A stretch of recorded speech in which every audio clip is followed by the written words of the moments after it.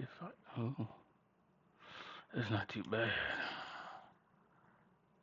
Oh, look at that. Oh, oh, look at the lights. Look at the lights on. Look at that ass on. Oh, oh. Um, uh, the, so, hey, uh, I swear I'm not making bad financial decisions. Anyways, let's look at my portfolio. Um, guys, thank you very much as always for joining. Um, that's an important thing. We get these temptations and we want to look at and buy things that don't always make the best financial sense, especially where we are in our lives. At one point, I did have a 7 Series myself. I had a 740 Li. At the time, it was like 2016 I had that. And 2016. Yeah, I think it was 20 or 20. No, it was when I turned 20, 30. I got it for my 30th birthday, along with the watch. I still got the watch. But for my 30th birthday, I did go ahead and buy a 740 Li. It was a 2011. That was the year 2015. So it was like 4 or 5 years old already. By the time I did get it, I get it used. I got the warranty on it. For the warranty, I was paying $4,000 a year for that warranty. Um, I'm not even gonna do the mental trauma of looking up how much Bitcoin was at the time. So I'm not even gonna go through that. But I, I I want people to think about these things. Like when you're making these decisions, I want to get that nice M4, I want to get that Subaru or what have you. You know, and this is that was really a colleague that actually did that. But we talked about it, and he does pretty well for himself altogether. But when you're thinking about doing making these type of moves, and and eh, you have the money there, you're looking at it, but you're not looking at it from a long-term perspective. You're looking at things. Let's see if it turns volume down here. You're looking at things really from a short-term perspective, in terms of, okay, this is going to feel nice, but financially it doesn't make sense in the long term. Anyway, so excuse the little rant right there, but it means something when we're gonna look at what I'm really here for today. All right, so I am making this video on 3/18 at 11:46 p.m. I usually have videos scheduled out for a long period of time. I didn't have enough for this content this week. I didn't make enough content to last throughout this week till the weekend when I start to make content again. I am working on another project, a little mini documentary, and hopefully I should be able to have that out by the end of next week. But I will be making some content for this week for my usual schedule. In terms of looking at the portfolio, the overall portfolio value is $43,000. At one point, we were about $49,000 because the market was just pumping so well. It was just doing really nicely. But that's the time when you need to be looking at the uh, looking at your portfolio and saying, okay, I need to prepare for a bear market. I need to prepare for some type of downturn. I need to take these earnings and this positive amount of money, and I need to go ahead, or my profits, I should say, and I need to go ahead and take that and then put that into something else. That's just how I look at it, and that's how I try to stay ahead of things a little bit and make sure that my portfolio is paying me into the long term, no matter what no matter what the circumstances or what the market is providing at the time. You can almost think of it like Ray Dalio's all-weather portfolio. Definitely not as strong, definitely not as sophisticated, but it is something that is a thought process or a mindset that I have when I'm doing things like that. I personally call it my bear market prep. The channel's name is Young Grizzly, so you know how that goes. All right, so branding. As we look at the portfolio, I am overweighted on stocks from 56% stocks, 42% cryptos, 0.5% cash. As far as cash, I was going to make a separate video about this. It just doesn't need it. For my stimulus, I am going to, I get paid this week, so I'll be getting paid here in a couple hours. This is what I have in my M1 spend account. Hey man, when I say dick in the dirt, I really mean it. But I've did the YOLO move. A lot of money is in crypto. Borrowed money to put more into crypto, and that's actually done fairly well in terms of beating out the 2% interest rate that I have on that loan and from my M1 Finance account. You guys can look at some of the videos, the YOLO move, and things like that. In terms of reserve, I'm going to take $1,000 and put it aside. Because of that YOLO move, it's put me in a position to where I'm really ass out and vulnerable. If we look at some of my debts here for my BB&T card, I only got $70.61 on there. Actually, it's a lot less because I just ate some food. And the BSCU card, that card only has $50.99. So now what I'm actually going to be doing is a bulk of my check and a little bit of money coming from the stimulus will be going to pay off some of this debt here. So $500 on this card, $978 on this card, and I'm looking at 1,400 and 1,900 left over. You know, I say this and I want to put this out there. Full disclosure, it's like I'm not perfect. I'm not always in the best mindset with certain things. I try to preach mindset, but also there's things that happen and you need and want to do. For me, I went ahead and went crazy and got my barn torn down, and that cost me quite a bit of money. So that, along with getting some stuff for the house, workout equipment, things like that, that's all going to cost me here. I do have the money. I could liquidate my assets and I can go ahead and pay those things off. So this is not something where I'm like, oh my God, I have no money whatsoever. I'm just going to take the hit on the chin here for this in terms of the interest rate. Now, there's something that's coming up for me that probably it looks like it might go through. I'm not sure. I'm waiting for the call, but I might be getting a night gig. So if I get a night gig, that's probably going to be another. Not, there's a couple things why I'm unsure of this, but I'm looking at probably an extra 55 grand a year or so towards uh, 55 grand gross towards my portfolio, towards my me building my portfolio out. I'm looking over here because this is where the screen is for me. So uh, with that being said, I'm count my chickens before they hatch, but I should be able to pay this off pretty easily. If I don't do that, no problem. I should still be able to pay that off pretty easily, just because of my regular day job. Also asking for a raise in my day job as well to get a little bit more money on that, just because I've been doing other things and performing fairly well, even with one or two hiccups. I've been meeting deadlines and been doing other things, and that's very important when you're talking about, say, MGTOW retirement and going into and preparing for those things, is performing well at the tasks that are given to you so that when you do go ahead and ask for more money, then it's a little to no brainer for them. They say, yes, Michael has performed and he's done what's necessary. Let's give him more money so he can, trick out his bear cave, if you will. So I can get this house remodeled and things like that. It's very important to do those things. So even with me making YouTube videos, it doesn't really get in the way of the tasks that are laid before me. You guys might see me a little bit less, or I might be a little bit more efficient when it comes to making content. I may slip up here and there, but at the same time, I'm focused on the things that are going to pay me, and then going to make sure or ensure that I see my vision or my vision comes to fruition. All right. So in terms of credit cards, 805 to credit cards coming out of the check in this year. So that leaves me about $230. Actually, 230. So actually that should go here, negative 230. There we go. So that should move up some numbers a little bit. All right. Now, so that brings I, and that negative 230, that goes right back into it. What I'm accounting for in that 230 is the $115 that I spend per week going into cryptocurrencies. That $115 was allocated to my Roth IRA, but I think cryptocurrency is going to give me a better or a higher short term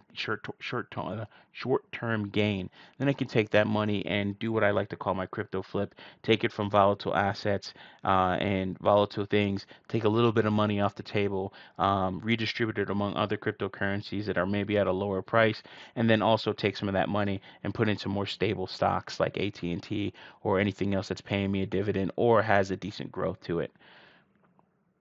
Kind of going over a lot in this video, aren't we? All right, so Yeah, and then I have this overlook or this overall look of what my debts are, what's actually in turn my asset allocation. I have zero in cash. If I take out this reserve, boop, boop, those numbers change. So $1,000 in cash, and we're looking at still $43,000 here. Again, those are the realistic numbers. I'm going to have that $1,000 in cash just sitting. All right. In terms of my Roth IRA, I got 9,500. Another thing I want to do with this Roth IRA, especially with making a little bit more money by having a secondary job or another source of income, um, is that I want to take that money and then I want to go ahead and put it to this Roth IRA to balance it out. Also, the same thing with my general investing account to bolster it and balance it out. But before even doing that, I would pay back that loan that I have from M1 Finance. Even at that 2% rate, it's still a loan, it's still a debt, it's still a negative overall. So, for instance, if I was to liquidate everything in my portfolio, I'd be left with 43, so that's three. I'd be left with like $6,000 or so. So, I mean, that's not good. We want to pay down these debts. Yes, I am making more debts by getting other things done around my home and things like that. I think those things are improvements. Just got a quote the other day, just to cut the portion of my lawn that I will be using in the front portion of the lawn, that's going to cost me about $400 a month, $200 a cut. That's what happens when you buy a lot of land. Consider that in your MGTOW retirement when you're making a choice or making a decision to say, hey, listen, I want to go ahead and purchase a property with a large bit of land. There's a lot of grass and everything else like that. I'm not going to cut that. I just know I'm not. So for something like that, you're going to have to be able to handle the monthly expenses to actually take care of that property. Actually, that $400 is really cheap. Back in Florida, my mom was paying probably about $75 per cut. Uh, I forgot. Yeah, probably about $75 per cut or so for a quarter acre of land in Florida. But the grass grows very fast. So that's quite a bit for something like that. And don't quote me on that price, but I believe that's what she was paying. That wasn't per month. I think that was like probably per cut or something like that. Anyways, um, these are things you have to consider in MGTOW retirement when you're looking at doing things. Let's look at this YOLO move. The YOLO move has been in place since January 17th. My ROI, and I just actually updated these numbers before I made this video, but my return on investment is 48.24%, and that's with taking money out of Cardano, which is why you see the initial go down like that. If we look at the formula up here, we can see that I took out about $8,000 or so. That actually doubled for me, and I took that money and I redistributed it around some of the to the other cryptocurrencies that I have, such as Stellar Lumens and Ethereum. Actually, more really, actually it was Ethereum and Bitcoin. I only got Bitcoin as a hedge. I trade in and out of Bitcoin. It Call me dumb, but it's just something I look at the coin and I'm like, okay, this is great. There's other coins out there that are actually making quite a bit of money and also doing great things as well. It's not to say I don't believe in Bitcoin. It's just to say that, hey, listen, I got in a little bit. Well, I got in at the right time, but I wasn't doing the right thing. I'm getting better. So, follow me on the journey while I improve. But I'm looking at a profit of 3,196.20 so far. That's pretty good. At one point when Ethereum was pumping and Cardano, I think I had it at double or so. I even had, I think, probably XLM. That was like $8,000 or something like that worth of XLM altogether. Um, and that did pretty well. So with that, I was probably up to about 14 grand or something like that. Or sorry, the total was about 14 grand, and I was probably up about 5,000, $5,600 or something like that. So that's doing pretty well. So that's a quick but not so quick portfolio update. That's how I'm looking. I mean, if I get another job, I mean, I'm looking at this whole red line here, which is the total, all my debts totaled. I've taken it down quite a bit in terms of paying off for other debts and things like that, even getting the house. With that, it's kind of tapered off a little bit here, which is the house was right around here. I sold some assets and things like that. But I've also, I sold out of some assets, but then it's actually risen. Sorry for that. But it's important that we're doing these things and we're watching over we're watching over these numbers and we're watching them closely. The last thing I want to talk about is spending your money on foolish and frivolous things. Eh, I'm looking at this car. I had a car like this. It was at the time 5 years old. It was a um, calculated it was a calculated impulse is how I put it at the time. And essentially I looked at it. My interest rate on the vehicle, the auto loan, was 2%, I believe. My credit was doing very well. This was before I'd actually put a lot of money into the salon. That didn't do well. And my monthly payments were about like $488, and that was on a 2011 740 Li BMW BMW. Um, so I'm really still looking to get one of these, but not now. What does my money have to look like? How can I better spend that money? Looking at a 2019. I really want probably like a 2020 because I like the lights on them. But I'm looking at 62,000 dollars. These cars drop in value so far, like so much. It's not even funny. And then if I go down and I look at the payment calculator. I mean, I'd probably do the 60 months or something like that just so I can have a little bit more cash flow. But my mortgage for my home is $1,247 a month. I can get another home sitting on 18 acres. I can get another property. I can take that property and rent it out. I can do quite a few other things. Now, I won't have the same programs. I'm going to have to come with more money down, so on and so forth. I didn't do FHA on this home or anything like that. I did a 3% conventional loan. So all I had to come to the table with was about $6,400. I liquidated some cryptocurrencies and liquidated some silver to actually come together and get that money or put that money together. So, I mean, think about that. In 5, 6 months of paying for this vehicle, I can take that money and I can put a down payment on an exact deal, the same deal that I have with this home. I mean, we're not even talking upkeep. We're not even talking insurance. We're not even talking maintenance or anything like that. We're just talking pure car note. If your credit is in a good rating, which mine is, it's in that 700 rating. And this is an estimation. I can probably get maybe a better or lower interest rate or something like that. But looking at this, while I also still have a car payment, I would pay off my vehicle and then get some other debts out of the way. But this money would be taking money out of my hands that I could be putting into my portfolio, getting this to 100 grand or so, getting this to a higher amount.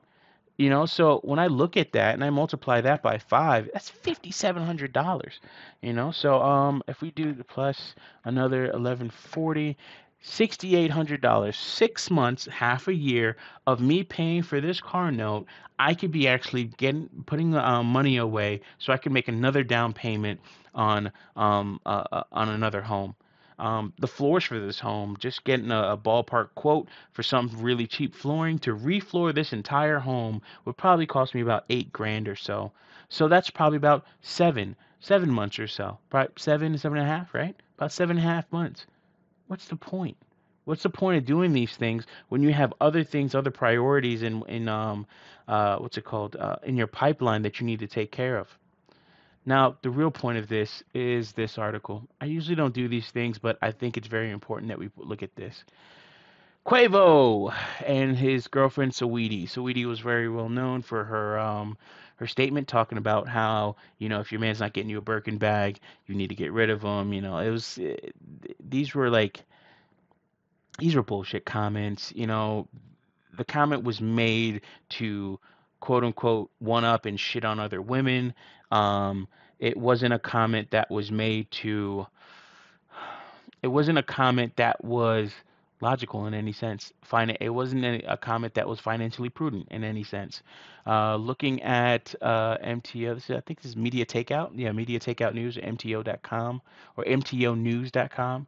But looking at MTO, they calculated uh, they calculated that he spent about $2 million over the course of their relationship. Let's get a little quick breakdown of this.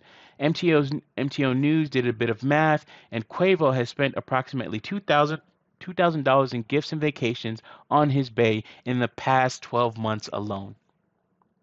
You know what I'm gonna, you know what I'm gonna do. You know what stock I'm gonna look at. We'll get to it. In the past 12 months alone, Quavo bought her a $300,000 watch for Christmas, a $350,000 Bentley for her birthday. Men, and I'll say it like this, and I won't go too far into it. I can and have gotten a bad bitch for $100. Less than that. I've bumped chicks off for $30 in a ride across town. She ain't worth that. No woman is. Unless that not no woman is. Because if anything, even if that was your wife, the mother of your children, she's still not worth that. You know who are worth that? Your children, not her. Anyways, uh, $350,000 Bentley for a birthday, and more than $50,000 in flowers for Valentine's Day. Quavo loved him, sweetie, and now they're broken up. Don't know the what this all meant, how this all happened. I don't give a flying fuck. I'm just saying, $2 million. Now let's look up our favorite stock.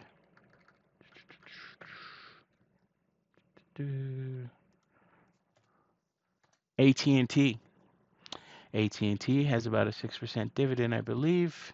Last I checked. Analysis. Is it on this page?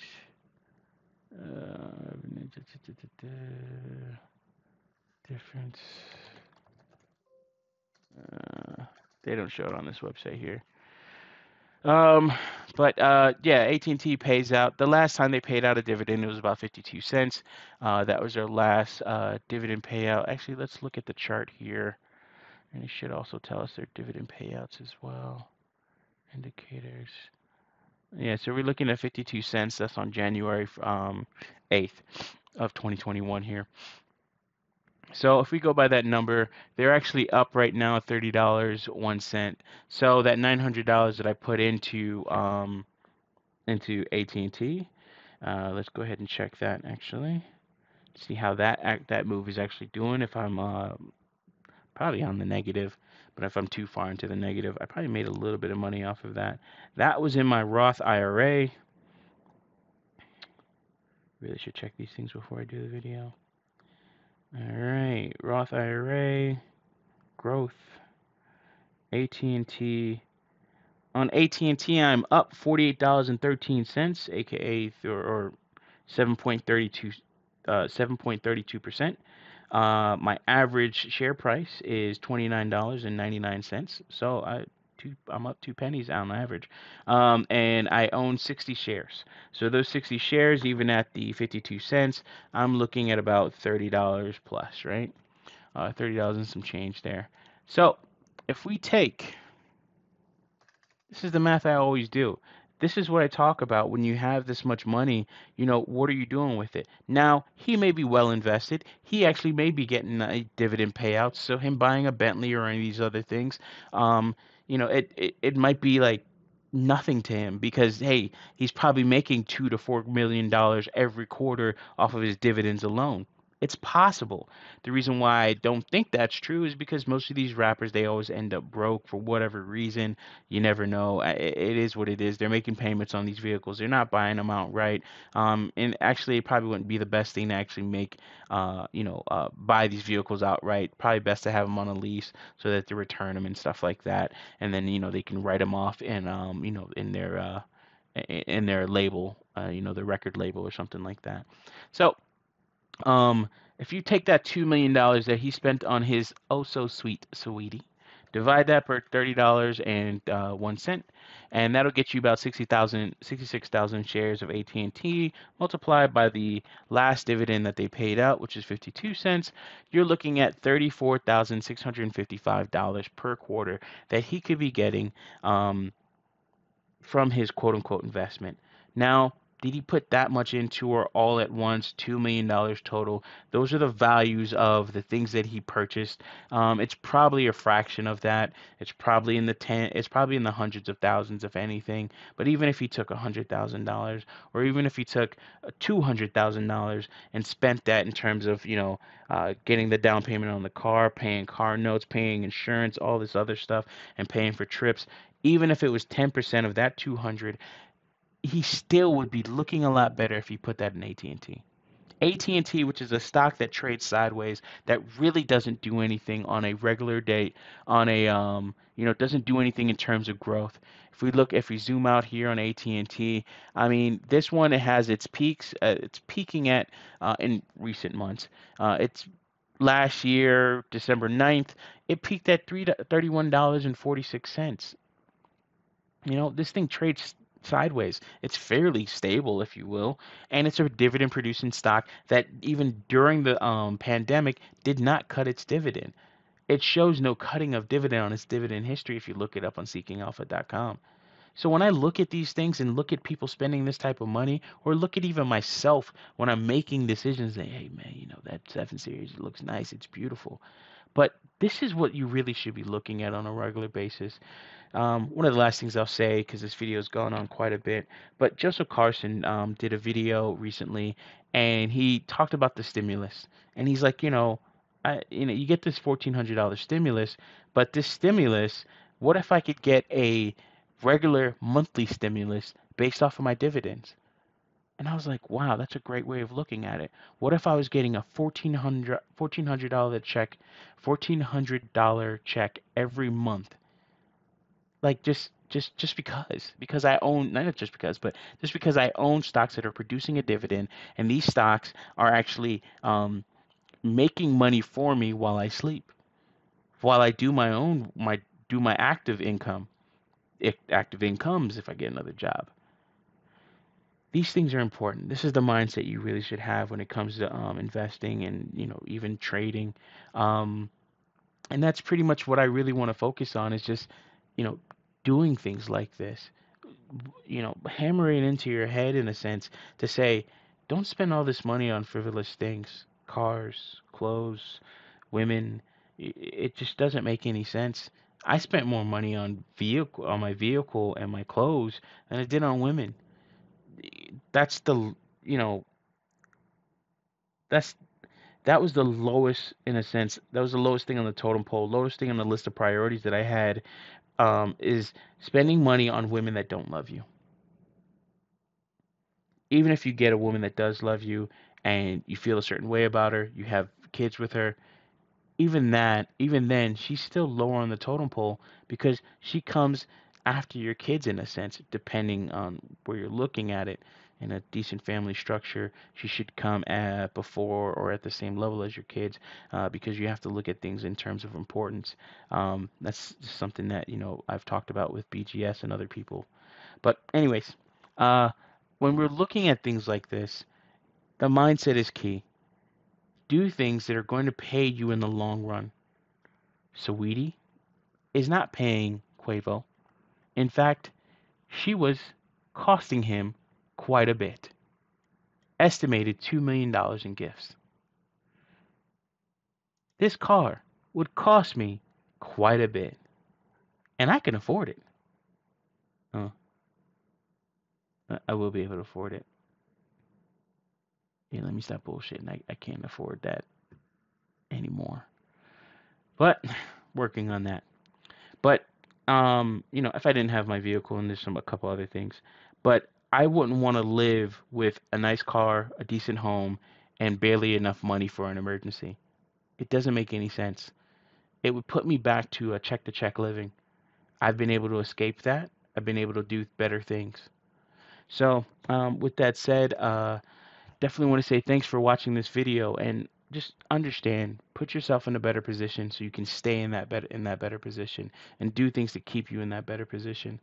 Um, Pretty soon I'll be coming out with a mini documentary that I said that I've been working on. I have probably about 3 more interviews that I have to do. I had one interview, we just had some phone issues, so it just didn't work out. And then I have a couple more interviews that I have to do. Those would be involving my dad. I already got 3 interviews down, so I think that's gonna turn out very well. And it's a bit of a discovery about my own culture and what I didn't know was out there about it. So it was a learning moment. So I wanted to take you guys on that journey, and I just have to chop it up and put everything together. But as always, think about what you're doing. Put yourself in the proper place. Put yourself in the proper position to take advantage of opportunities. There is no luck. There is no luck. Wise men prepare for certain. Wise men prepare for opportunities to come up and take advantage of them. So, with all that being said, as always, uh, if you're not taking what I say with a grain of salt, then you're low on sodium. Please research, think about it, do things that are going to put yourself in a better position. As always, thank you very much for listening.